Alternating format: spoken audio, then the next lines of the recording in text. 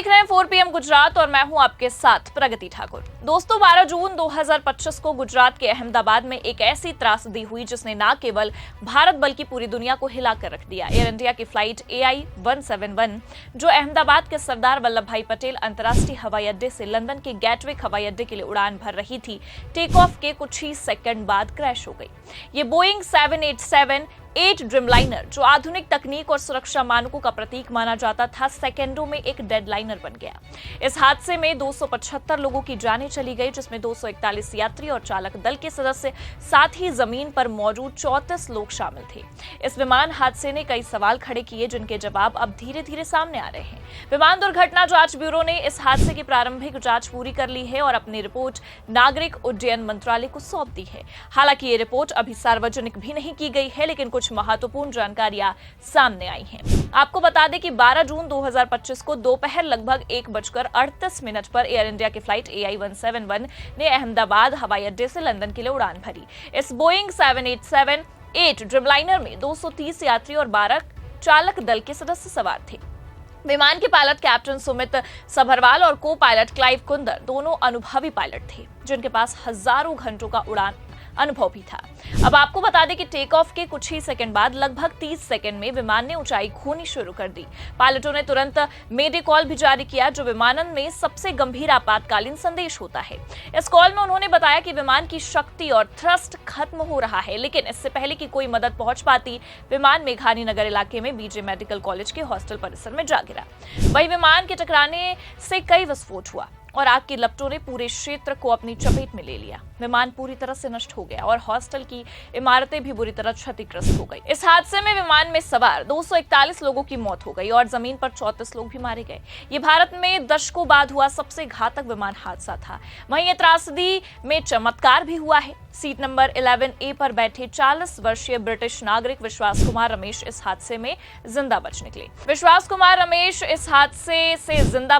विश्वास कुमार भारतीय मूल के थे, एक आपातकालीन निकास के पास बैठे थे। उनके अनुसार टक्कर के बाद विमान का वो हिस्सा जहां वे बैठे थे अलग हो गया और हॉस्टल की निचली मंजिल पर आ गिरा। विश्वास कुमार ने बताया कि मुझे लगा कि मैं मरने वाला हूं, लेकिन मैंने अपनी आंखें खोली, सीट बेल्ट खोली और टूटे हुए आपातकालीन निकास से बाहर निकलने की कोशिश की और उन्हें कई चोटें भी आई, जिसमें बाएं हाथ पर जलन और अन्य घाव भी शामिल थे, लेकिन उनकी जान बच गई। दुखद ये था कि उनका भाई अजय विमान में दूसरी पंक्ति पर बैठा था, इस हादसे में नहीं बचा। विश्वास कुमार की ये कहानी न केवल उनके साहस को दर्शाती है, बल्कि ये भी बताती है कि आपातकालीन निकास के पास बैठने और सुरक्षा निर्देशों का पालन करने का कितना महत्व हो सकता है। वहीं इस हादसे ने पूरे देश को सदमे में डाल दिया। भारत के प्रधानमंत्री नरेंद्र मोदी ने तुरंत हादसे की जगह का दौरा किया और इसे दिल दहला देने वाला बताया और उन्होंने घायलों से भी अहमदाबाद के सिविल अस्पताल में मुलाकात की और प्रभावित परिवार को हर संभव मदद का भी आश्वासन दिया।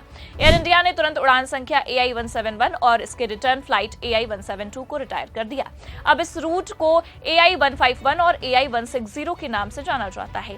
एयर इंडिया की सहायक कंपनी एयर इंडिया एक्सप्रेस ने भी उड़ान संख्या IX-171 को रिटायर कर दिया। भारत के नागरिक उड्डयन मंत्रालय ने हादसे की जांच के लिए कई कदम उठाए। विमान दुर्घटना जांच ब्यूरो को जांच का नेतृत्व सौंपा गया, जिसमें यूनाइटेड किंगडम की एयर एक्सीडेंट्स इन्वेस्टिगेशन ब्रांच और अमेरिका की नेशनल ट्रांसपोर्टेशन सेफ्टी बोर्ड की टीमें भी शामिल हुई। बोइंग और इंजन निर्माता जनरल इलेक्ट्रिक ने भी जांच में सहयोग का वादा किया। वहीं हादसे के बाद सबसे महत्वपूर्ण काम था ब्लैक बॉक्स की बरामदगी। ब्लैक बॉक्स जिसमें फ्लाइट डेटा रिकॉर्डर और कॉकपिट वॉइस रिकॉर्डर भी शामिल है, किसी भी विमान हादसे की जांच में महत्वपूर्ण भूमिका निभाते हैं। अब आपको बता दें कि प्रारंभिक जांच में कई चौंकाने वाले खुलासे हुए। जांच में सबसे डरावनी आशंका ये उभर कर सामने आई कि टेक ऑफ के तुरंत बाद विमान के दोनों इंजन खराब हो गए थे। इसमें विमान की उड़ान क्षमता पर गंभीर प्रभाव पड़ा और वो ऊंचाई हासिल नहीं कर सका। हालांकि AAIB ने इस पर भी अभी तक कोई आधिकारिक बयान नहीं दिया है। पायलटों ने टेक ऑफ के कुछ ही सेकंड बाद मेडे कॉल जारी किया था, जिसमें उन्होंने बताया कि विमान में शक्ति और थ्रस्ट की कमी हो रही है। ये कॉल हादसे से 15 सेकंड पहले की गई थी, जिसके बाद विमान बीजे मेडिकल कॉलेज की इमारत से टकरा गया। वहीं जांच में पाया गया कि विमान के फ्लैप्स और स्लेट्स टेक ऑफ के समय सही स्थिति में थे। इसका मतलब है कि विमान उड़ान के लिए पूरी तरह तैयार था और पायलटों ने टेक ऑफ प्रक्रिया का पालन भी किया था। हादसे के समय मौसम भी साफ था और कोई ऐसी स्थिति नहीं थी जो उड़ान को प्रभावित करती। इससे मौसम को हादसे का कारण मानने की संभावना खत्म हो गई। एयर इंडिया के CEO कैंपेबल विल्सन ने बताया है कि विमान का आखिरी बड़ा रखरखाव जून 2023 में हुआ था था और अगला रखरखाव दिसंबर 2025 में होना था। दाहिने इंजन का ओवरहॉल मार्च 2025 में और बाएं इंजन का निरीक्षण अप्रैल 2025 में किया गया। हादसे के कारणों को समझने के लिए एयर इंडिया के पायलटों ने एक सिमुलेटर में उड़ान की परिस्थितियों को दोहराया। इस सिमुलेशन में लैंडिंग गियर की स्थिति और फ्लैप्स की सेटिंग्स को भी उसी तरह रखा गया जैसा हादसे के समय था।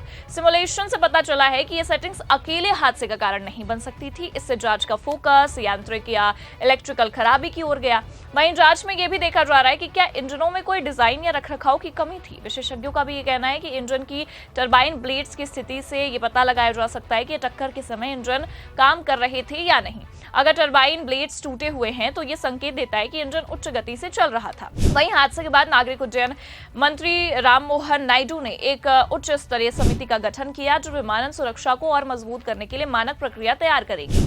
डीजीसीए ने एयर इंडिया के पूरे बोइंग 787 बेड़े की अतिरिक्त तकनीकी जांच के आदेश दिए। इसमें ईंधन प्रणाली, इंजन और अन्य महत्वपूर्ण उपकरणों की भी जांच शामिल थी।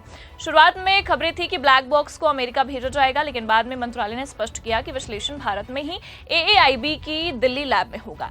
यह हादसा बोइंग 787 ड्रीमलाइनर का पहला घातक हादसा था। इस विमान को 2011 में व्यावसायिक उड़ानों में शामिल किया गया था और इसे अब तक दुनिया भर में सुरक्षित माना जाता था। इस हादसे ने बोइंग की डिजाइन और रखरखाव प्रक्रियाओं पर सवाल उठाए। बोइंग के अध्यक्ष और CEO केली ऑटबर्ग ने कहा कि हम AAIB की जांच में पूरा सहयोग करेंगे। जनरल इलेक्ट्रिक, जिसमें विमान के इंजन बनाए थे, उन्होंने भी जांच में सहयोग का वादा किया। दुनिया भर में बोइंग 787 का इस्तेमाल करने वाली एयरलाइंस ने अपने बेड़े की जांच शुरू कर दी है। हालांकि अभी तक कोई अन्य एयरलाइन इस मॉडल को उड़ान से रोकने का फैसला नहीं लिया है। यह हादसा भारत के विमानन इतिहास में एक काला अध्याय है। विमान के रखरखाव और प्री फ्लाइट जांच की प्रक्रियाओं को और सख्त करना होगा। हवाई अड्डों के आसपास के क्षेत्रों में आपातकालीन सेवाओं को और मजबूत करना जरूरी है। पायलटों और चालक दल के लिए नियमित सिमुलेशन प्रशिक्षण और आधुनिक तकनीकों का इस्तेमाल बढ़ाना होगा। जांच की प्रगति और निष्कर्षों को समय समय पर जनता के साथ विश्वास बनाए रखने के लिए साझा भी करना होगा। आपको बता दें कि एयर इंडिया फ्लाइट AI-171 का हादसा एक ऐसी त्रासदी है जो लंबे समय तक लोगों के दिलों और दिमाग में रहेगी। इससे न केवल सैकड़ों परिवारों को तोड़ा गया है, बल्कि विमानन उद्योग के सामने कई सवाल भी खड़े हुए हैं। AAIB की प्रारंभिक जांच ने कुछ महत्वपूर्ण निष्कर्ष दिए, लेकिन अंतिम रिपोर्ट अगले कुछ महीने में आएगी जो इस हादसे के कारणों को पूरी तरह से स्पष्ट करेगी।